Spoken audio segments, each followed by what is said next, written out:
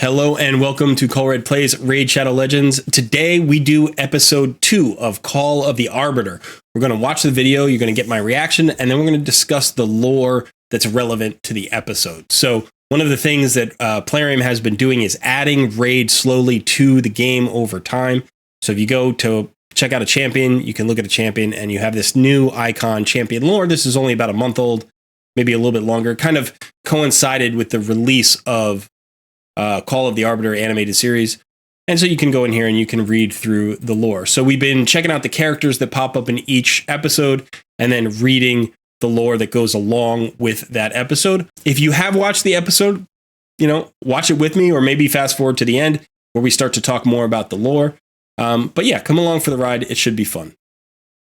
Okay, so we are in episode 2, which is Athel. Again, I'm going to pronounce it Athel.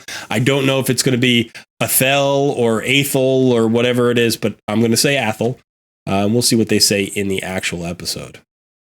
Okay, let's fire this up. Darkness rises. Let's see. And so must light. So this is the same introduction.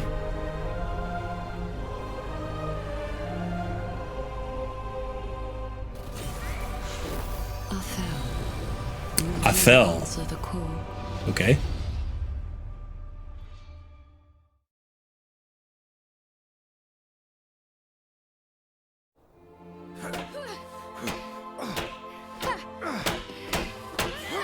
All right, wait, quick look. We saw a city at the end of the last episode. It was from a different angle and it was winter.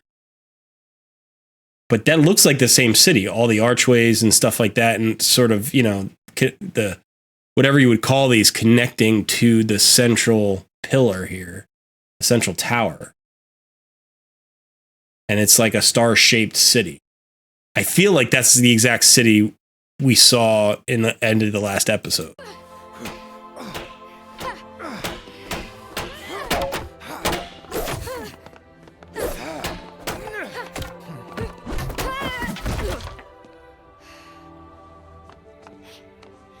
Almost had you. Never drop your guard. Athel?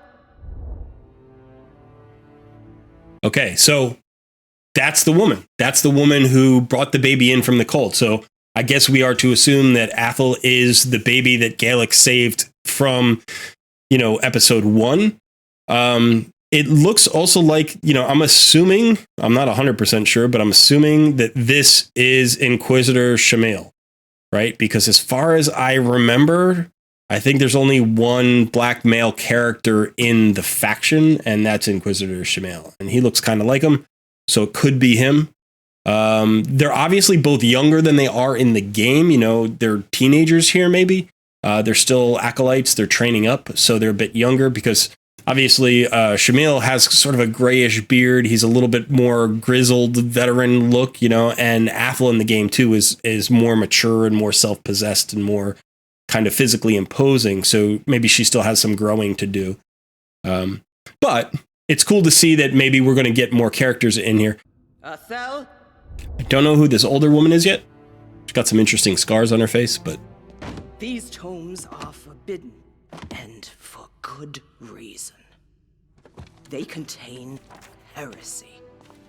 But And they were found in your quarters today. If the Council ever found out an Inquisition could be launched, the Order would never recover from such a scandal. I have been soft since you came to us. No longer. Pray for absolution. Okay, so a little bit of a similar theme to the first episode with Galek, right? Where Galek was like maybe a little bit of an outcast within his own society, a little bit of a black sheep, and then obviously rejected that society. It seems like we're being set up for a similar thing here with the Sacred Order. Athel's in the Sacred Order, but she's asking questions they don't want asked. That's putting her in conflict with the mother figure here and, the structure of the Sacred Order itself. So we might see a similar situation here where sort of like with Galek, he was called by the Arbiter to make a choice. Athel may be called to make a choice to either, reject her Sacred Order upbringing or something like that. It's kind of interesting to note, actually, one thing I just thought of is if she is, in fact, the child, it seems like she's the child from the first episode. I'm pretty sure the first episode, the war was against the Bannerlords, right? The orcs were fighting the Bannerlords faction. So Athel, even though she's Sacred Order faction in the game, her origins are from the Bannerlords, which is kind of cool. Okay, let's keep going.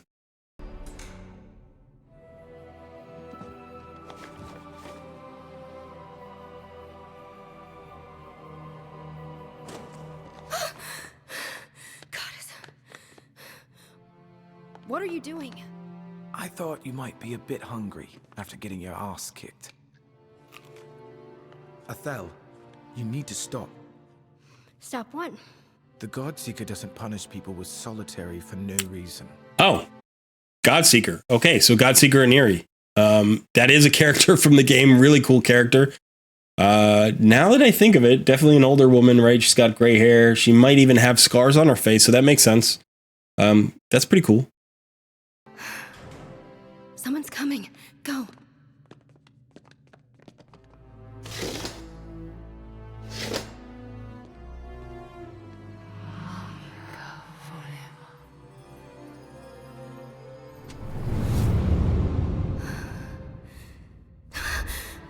Goddess. The lost library. Is this real? It is real, Athel. Who are you? Contained here is a truth that the Sacred Order once knew, but has forgotten. You must find that truth. The Arbiter's huge. Your purpose. She's really tall. Wonder if that's her regular size, or if Athel's just very small.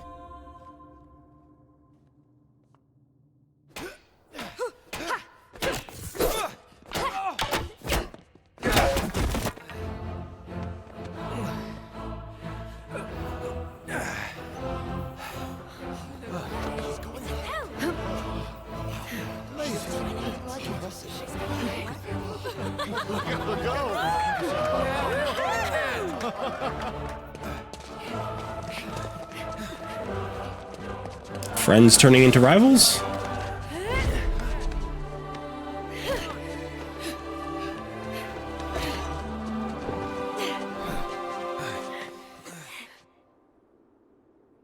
The interplay of this binary unity came in the form of two entities, Lumaya and Saroth. Athel, is this how you've gotten so fast? Dark magic? It's not dark magic. It's the truth. The Sacred Order was created to eradicate evil, but we've missed it. Lumaya created a being, the Arbiter, to guide us to the light. What you're saying goes against everything. I've seen her, Shamail. What is this? You've changed. Are you really concerned? Or are you jealous? Okay, so a lot just happened. We hear about the two godlike creatures again, Lumaya and Saroth. We know that those are the good and evil opposing forces in the world of Teleria. Also, it's confirmed it is Shamail, so that's kind of cool. There's also sort of a new wrinkle here, which is that the Sacred Order and the Arbiter maybe not allies, right? They're both on the side of good. Athel just said that the Sacred Order was created to eradicate evil. Obviously, we know that the Arbiter is like the chief force for good in the game. But there's something there. There's something missing. Obviously, in the library, the Arbiter said it's a truth that the Sacred Order has forgotten. So something's happened within the Order. I don't know if it's the Godseeker specifically who's like changed the Order as she's come to power, if she's in charge. I don't know if that's it, or if it's sort of over, centuries or millennia this has happened. And, as things happen in history, the purposes of institutions can change. But so we've got that kind of interesting thing here. And then we also have maybe these friends becoming rivals. It's hard to say. In Inquisitor is obviously a title from history that has some darkness attached to it. So we don't know exactly if Shamil is going to end up being a good character, or maybe a bit of a zealot, or I don't know, some force for the order that is maybe marginally not so good. So it'd be interesting to see how that develops. I don't need your help anymore.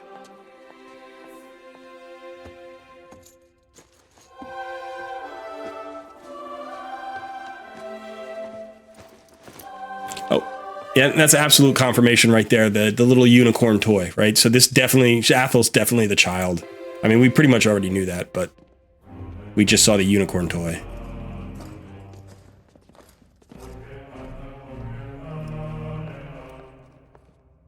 You! Stop! Halt! Stop her!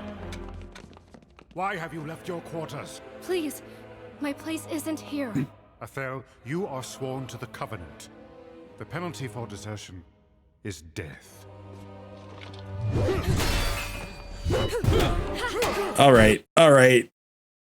I know that they have to set this up as like sort of an opposition. She's obviously doing the same thing Gaelic is doing, and she's leaving her family or her upbringing, her culture. But this is a bit over the top. You have a young person, a teenager, who's sworn to the Covenant, and then she's just wandering around at night, and she says, "I'm not sure should be here. I think I should leave." And a guard, just like a low-level guard, is like, "Well, you're deserting, and the penalty for desertion is death." And then they all try to kill her. Like, that seems extreme. Like, you don't punish her, you don't bring her to some higher authority who then stands her in trial. Like, no trial, just like one question and then execution. That seems really severe. So I'm not sure I buy this, but okay, I guess. I mean, I was liking the episode up until that moment. Now it seems a little bit outrageous. But let's see what happens.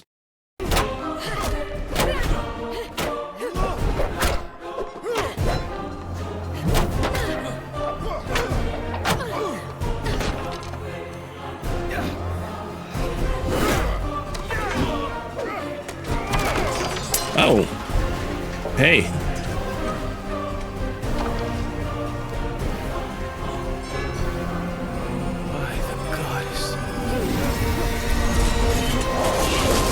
It's her A2. It's a modified A2. Shamil, come with me. This is your journey. Be careful. The God Seeker will be after you. Never drop your guard.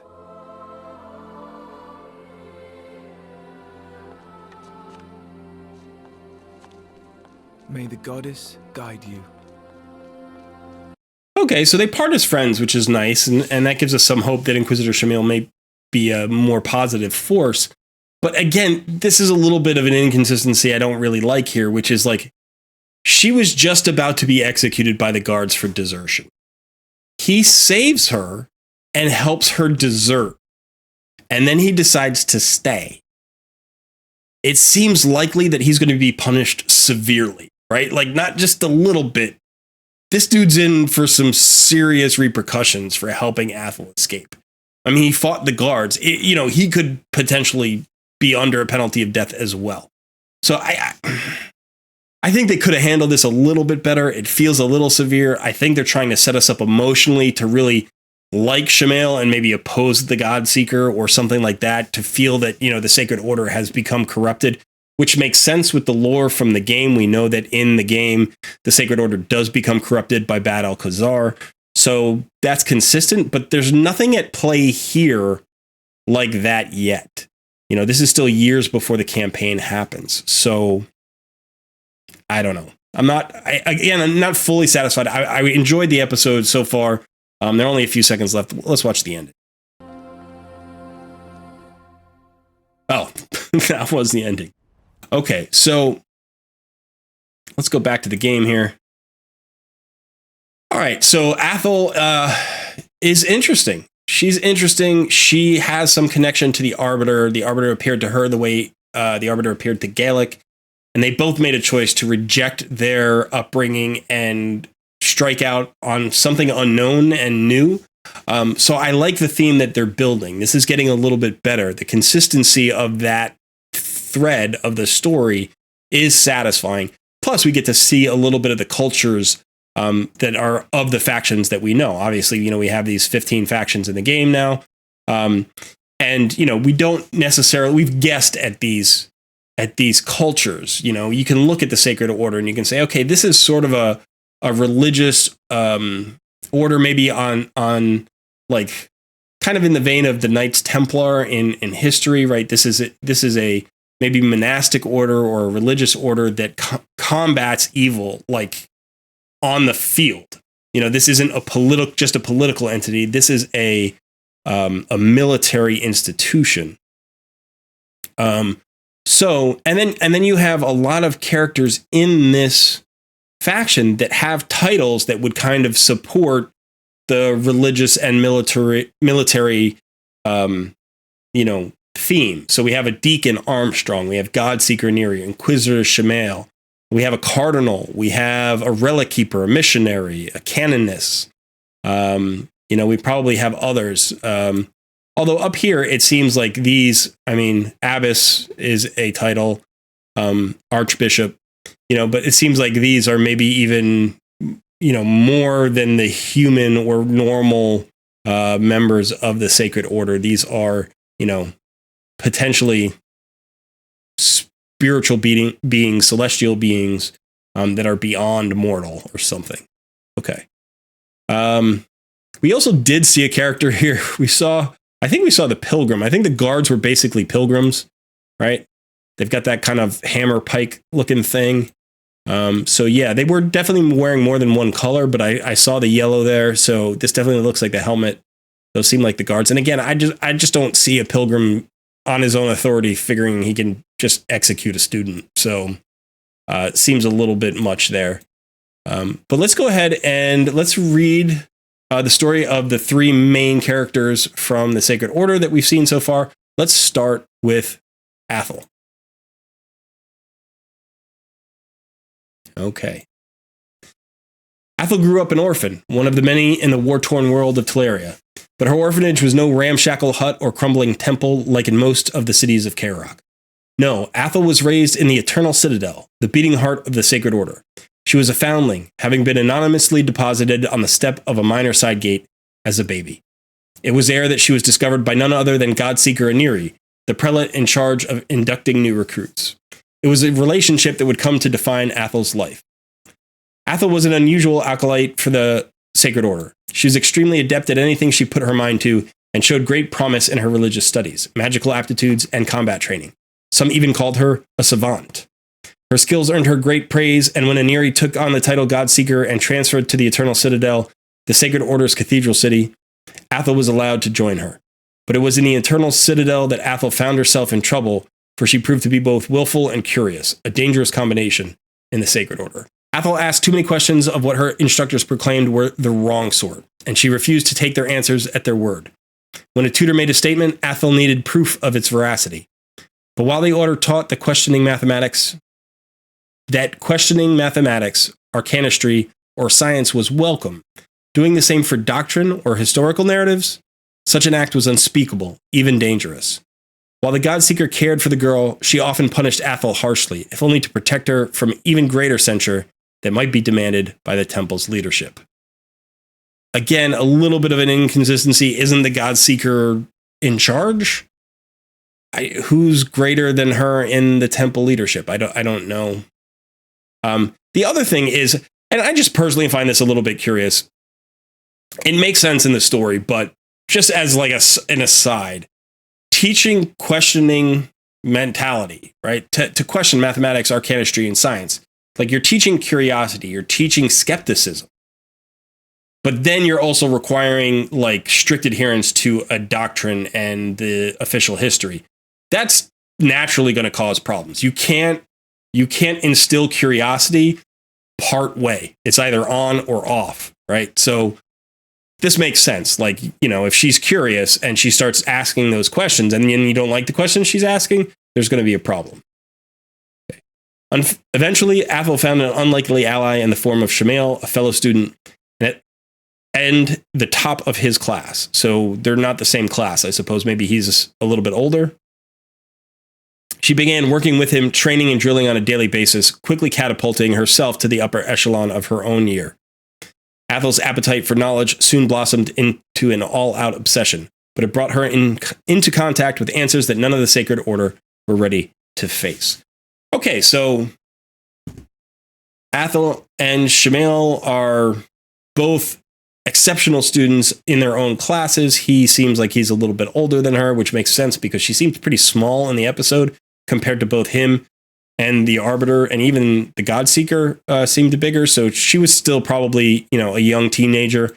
I would say no more than maybe 15 in that episode. That would be my guess.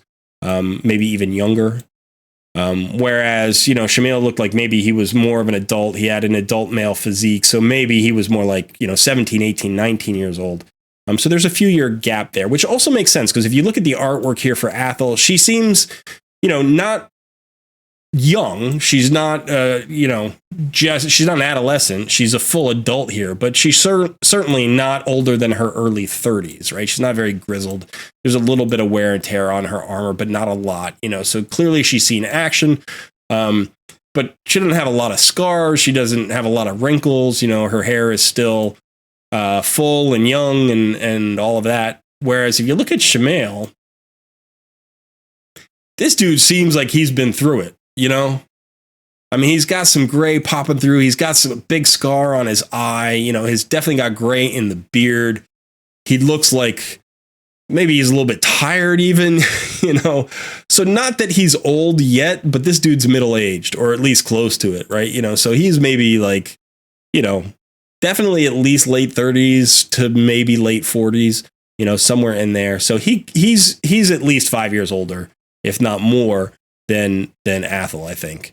And that makes sense, with the story that they're telling. Let's go ahead and read his champion lore. Despite the bright white of their garb and the pretty words of their magistrates, the Sacred Order's chief purpose is war. We were just talking about that, right? So the Sacred Order peddles death, but it is an immutable fact that those who live by the sword will often die by it. And so the Sacred Order must always grow, lest it bleed itself dry before it can kill all of its enemies. Many join the Sacred Order willingly, entering its territorial realm, the lands of rebirth, to cast off their old names and old sins, becoming someone new in exchange for 10 years of service. But volunteers alone are not enough to keep the ranks full. Sacred Order recruiters regularly march out of the lands of rebirth to Kaerok, Frostheim, and the Free Cities. And while they try to find the best and brightest in all of Teleria, in hard times they will take anyone. When they found Shamail as a young child, however, they were anything but disappointed. Many people of Anhelt assume that the bizarre tests the Sacred Order recruiters employ are entirely contrived. Onlookers have no idea whether or not words or actions of the young children examined are good or otherwise, and the Order always seems to take who it wants. On occasion, multiple children have even responded entirely differently to the same test, and yet all have been taken regardless. But those tests must measure something real, because when a group of Sacred Order Knights tested Shamail, they were visibly shocked and thrilled. They demanded that he depart with them immediately. His mother resisted. If she were to let Shamail be taken, she might never see him again. Her resistance was useless. Shamail was pulled from her arms, and the soldiers left her weeping behind them, begging them to show mercy. Shamail was too young to remember much of what that felt like, to be kidnapped, have one future ripped away and another forced upon him. He was encouraged to forget. His memories of home faded quickly, and before long they lingered only in his subconscious and his dreams. As he grew older, he held a private longing for a woman he could not quite recall, a woman with tear-filled eyes, but whose face was only a blur. But he did not have much time to devote to these thoughts. Shamail's life became one of relentless physical training, rigorous study, and unfailing religious devotion, and his potential lived up to the promises of his early testing. He was a quick study in both the martial and the scholastic arts, and he amazed his tutors in every field. His excellence alienated from his peers, leaving his station atop his class a lonely one, until the day he met Athel. Okay, so a bit of a lonely existence for Shamil, which makes sense. He was looking for a friend. He found a friend, and then he clung to that friend. You know, he helped train her up when she was in trouble. He brought her food. When she was attacked, he defended her. And yet somehow with this story, he still hasn't left the Sacred Order. So again, maybe we'll get more about the reasons he stayed behind. But definitely, I'm liking the backstory here. This is kind of interesting. We're getting more and more information, not only about Athel, but about, you know, the Sacred Order and the characters within. All right, so one last character here to cover, which is Godseeker Aniri. Let's see if she has the lore. She does. I wouldn't be surprised to find all the major characters from the animated series have lore now in the game. There are almost 800 characters. I just realized I was saying 600, but we have far surpassed 600. There's almost 800 characters in the story at this point. So, I'm sorry, in the game at this point, not in the animated series. So I'm pretty sure that they're working hard to fill in as many of these lore stories as they can. And one of the things you can see very clearly here is the scar on Godseeker's face. So that's pretty cool. Obviously, here she's in her armor, not her sort of habit, her nun's habit. You know, and it is a militaristic order. And we know that she's a very powerful champion. She is a void epic who a lot of people really like and get a lot of good usage out of in the game. All right, so let's read her lore. The title of Godseeker is only conferred by the Sacred Order upon those who have achieved great victories against existential threats far from its core territories. Captain Aniri won this title after she and her forces were sent to a small elven colony in the Dusk Hills, one of few firm footholds the Order had in all Peltis. Her mission was to investigate a sighting of outriders from the cursed mage city of Ireth. Not 3 days away from the colony, Aniri identified her quarry. So just a quick reminder, the mage city of Ireth is the home of Bad El-Khazar. That's where he ruled. Captain Aniri tracked the riders to their camp, but arrived just in time to witness others doing her work for her. A Galen patrol was butchering the last of the Irethi riders. Aniri did not hesitate. She ordered an immediate attack on the Galens, catching them off guard. The orc and lizardman fighters surrendered quickly, and Aniri's men begged to slaughter the monsters. But Aniri had never spoken with a Galen, and opted to interrogate the commander, an orc named Tuhak the Wanderer, first. Tuhak is a character in the game. She found it good that she did. Tuhak warned of a larger force of Irethi raiders on the way to the elven colony. The Galens had planned to let the raiders weaken themselves on the elves before attacking, but Aniri could not allow it. It would be too easy for the raiders to attack the colony's civilians. If Aniri's forces fought in the hills instead, they could catch the enemy in an ambush and nullify their greater numbers. Tuhak agreed, and to Aniri's surprise, suggested an alliance. Better to fight together, he argued, than let the enemy win. Otherwise, Ireth might return, and it would only be a matter of time before they came for Galens instead of elves. Wary of betrayal, but even more afraid of defeat, Captain Aniri agreed. The next day, the Galens and the Sacred Order marched to their ambush positions and waited for the enemy. They did not wait long. Soon enough, the Irethi raiders were in place, and Aniri signaled the attack. The allied forces struck with the force of a hammer upon an anvil, but they swiftly lost momentum. Knowing they could not win a drawn-out fight, Aniri sought out the Irethi commander, a massive man-beast clad in black armor, in an attempt to break the foe's morale. The fight was hard, as the beast's skin radiated a terrible magical heat. Even being close to him caused Aniri pain.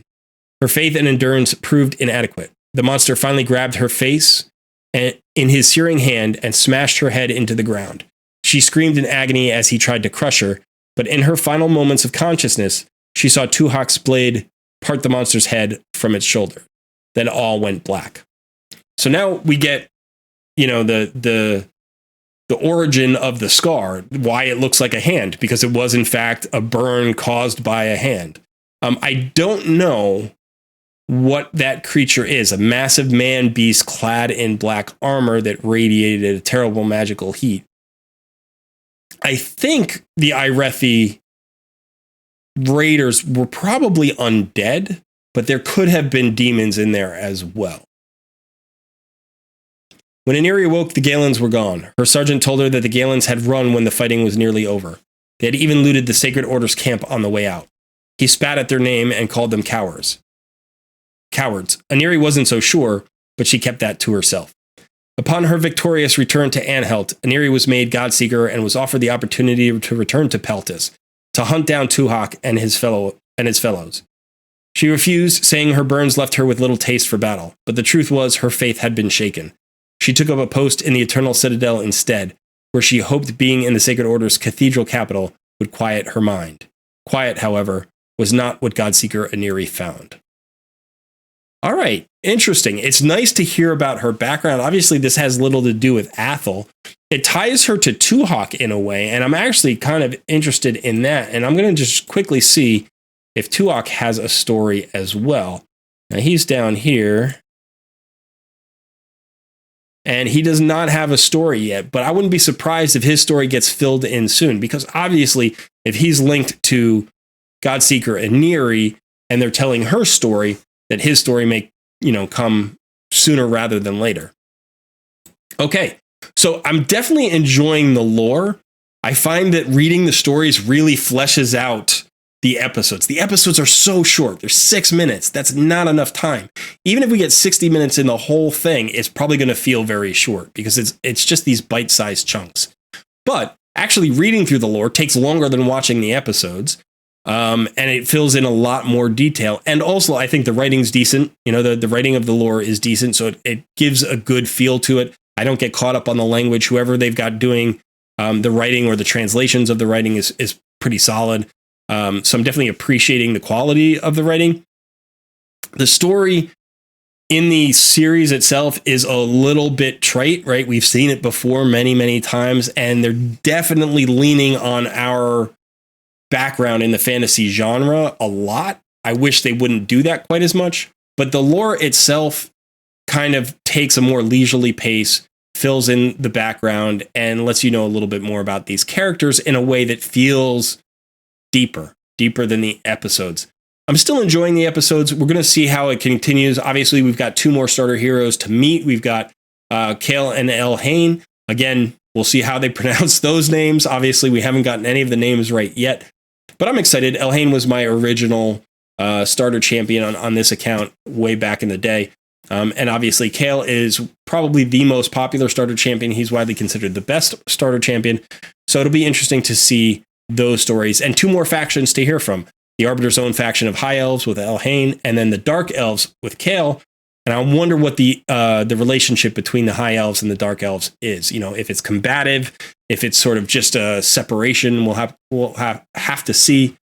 And maybe we'll get a little bit more of the story of Lumaya and Siroth as well, and the 2 opposing god forces.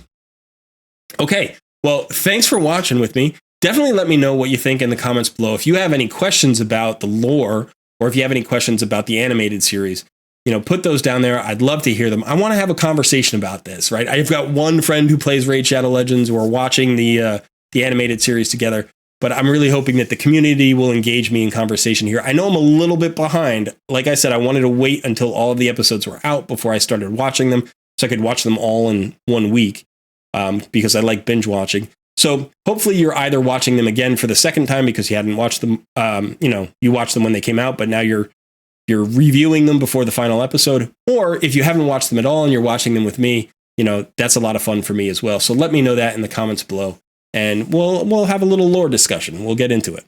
All right. Thanks for hanging out. I've been Colred. I will see you in another video soon.